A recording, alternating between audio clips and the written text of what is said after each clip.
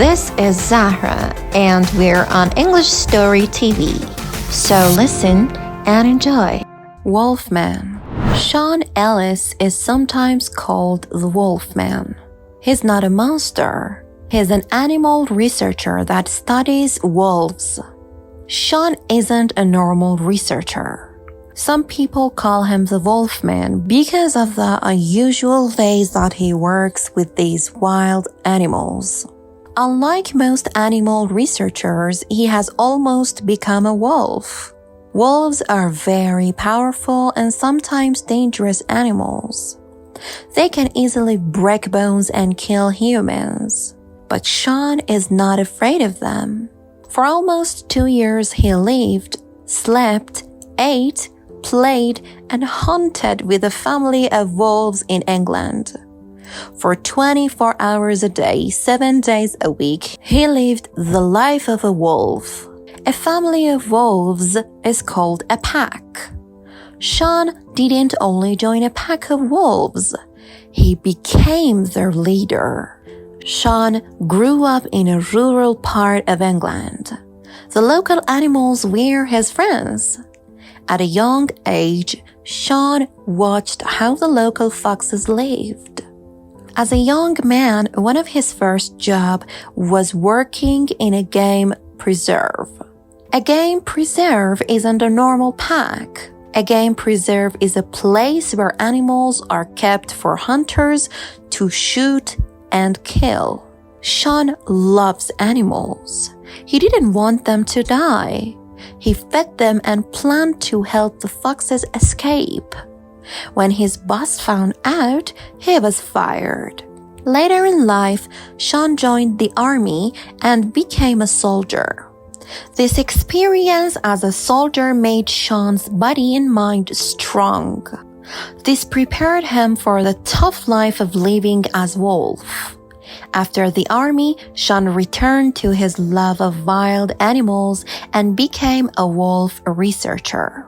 He first learned about wolves from Native American Indian researchers who studied and respected wolves. He spent 7 years living with Indians and learning about wolves and how they communicate. After living in America, Sean returned home to England and began working with wolves in a wildlife park. In the park, one of the wolves had 3 babies. For some unknown reason, the mother wolf rejected these babies. This was Sean's chance to start doing unique animal research. Sean became their mother, brother, teacher, and leader. He first taught these young wolves how to speak like a wolf. Wolves make many different sounds to communicate. Sean learned all about wolf language from the Native Americans. Some of wolf sounds are defensive. These help keep other enemy wolf packs away and prevent fights over food. Some wolf sounds are a call to bring the wolf pack together. Other wolf sounds are locating sounds. Each wolf has a unique locating sound, which is like a name. When the wolf pack hears this sound, they know where their brother or sister is located. Sean also taught the wolves how to hunt and eat. This is maybe the most dangerous part of Sean's job. Sean is the leader, so he eats first, and he eats the best parts, the heart and liver. Raw liver is hard for a human to digest, but Sean must eat it or the wolves will not respect him as their leader. Sometimes Sean secretly takes the liver out and lightly cooks it first and then put it back inside the dead deer before eating. This is very difficult because wolves have a very strong sense of smell. The wolves will know that the liver is not raw if Sean cooks it too much. If they know he isn't eating raw meat, they will not respect him as a wolf leader. While he eats, the other wolves challenge him. They show their teeth and make scary snapping sounds at Sean. They could attack Sean anytime, but he must defend his meal and show no fear. Sean looks like a wild animal when he eats. He tears into the bloody dead deer with his hands while he eats the mostly raw meat. He growls and snaps his teeth to keep the other wolves away. Sean is truly the wolf pack leader. Only after he finishes eating will he let the other wolves eat. Violence within wolf packs is common, and Sean was beaten many times.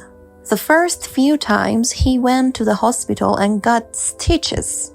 After he returned from the hospital, the wolves always tore the stitches out and licked his wounds. They didn't want to hurt Sean. They wanted to take care of him. Sean later learned that wolf salvia has a very healing effect that speeds wound recovery. Sean believes that the rough life of living outside with the wolves, eating raw meat, and the healing effects of wolf salvia have made him stronger. Sean continues to care for his wolf pack in England and continues his unusual research on the way they live. Wild wolves have been completely killed off by humans in many countries, including England. In other parts of the world, they are in danger of disappearing. Sean deeply respects these wild animals, and his main goal is to protect them. He has already had some success. His research on the wolf language has already stopped some farmers from killing wild wolves in Poland. He hopes to continue studying and using his knowledge to help humans and wild wolves live together more peacefully all over the world.